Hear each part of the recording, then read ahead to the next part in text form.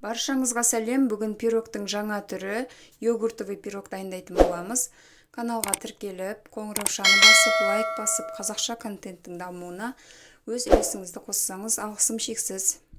Ең алдымен қамырын дайындауға кірісеміз. Ол үшін бөлме температурасында тұрған жұмсақ 100 грамм сары май керек. Оған 50 грамм қант қосып, араластырып аламыз.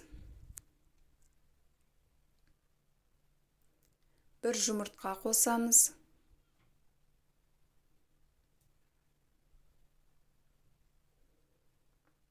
Одан кейін өлшеп 200-210 грамм ұн қосамыз.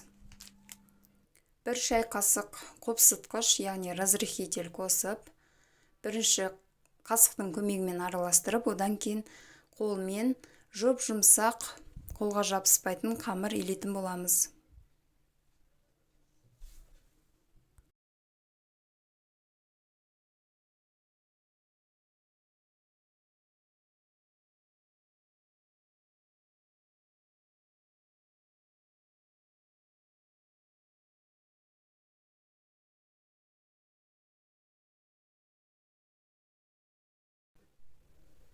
Міне қамырымыз дайын болды.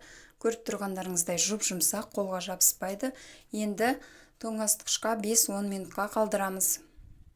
Оған дейін йогуртты массамызды дайындаймыз.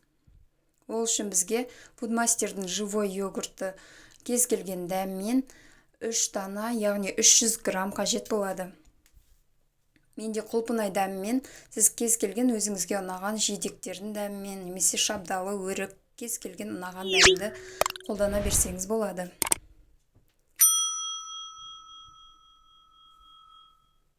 Міндетті түрде осы рецептпен жасап көріңіз. Бұл пирог өте нәзік, ересектерге де балаларға да ұнайтын болып шығады.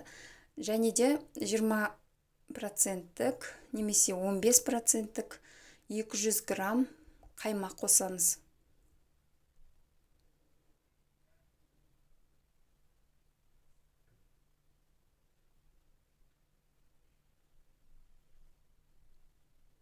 Міне өлшеп алдық, 200 грамм болды.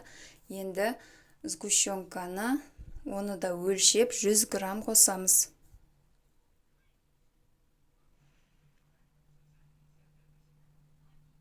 Мен 3 желания сгущенкасын үнемі қолданамын пирогтарға.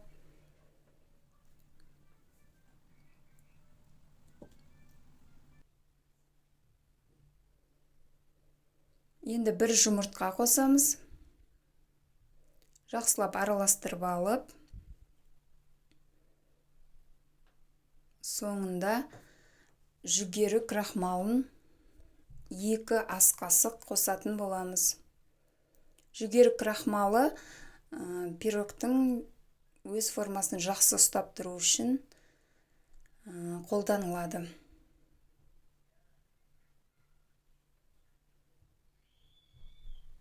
Міне бір келкі осындай масса шықты. Енді тоңазытқыштан қамырымызды аламыз. Осы кезде духовкаларыңызды қыздыра берсеңіздер болады.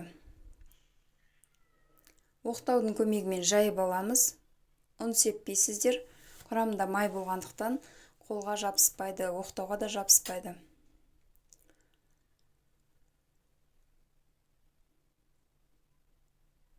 Формаңызды майлап алсаңыз болады, жабысады деп қорықсаңыз. Мен формама жабыспайтын болғандықтан май жақпаймын.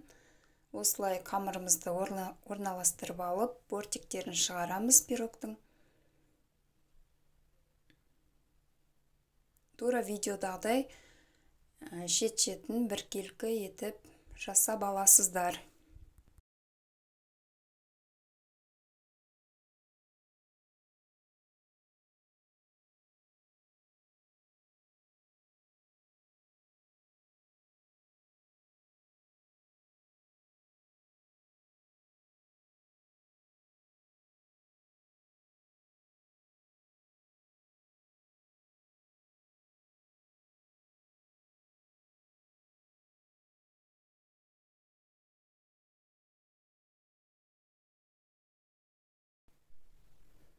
Йогуртты массамызды осылай құямыз.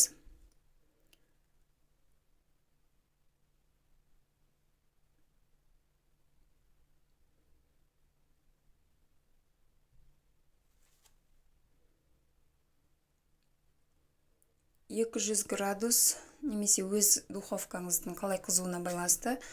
Менде әсел пеште 200 градуста тура 35 минутта пісіп шықты. Шет-шеті қоңырқай болған кезде міне осылай пісіп шығады. Пісіп шыққан пирогты бөлме температурасында 2 сағат формадан алмай қойып қоясыздар. Одан кейін формадан алып тоңазытқышқа 2 сағат қойып қоясыздар. Сосын барып үстелге ұсынсаңыздар болады. Кез келген жемістермен, жидектермен әсемдеуге болады. Мен кондитерская посыпкамен сәндедім.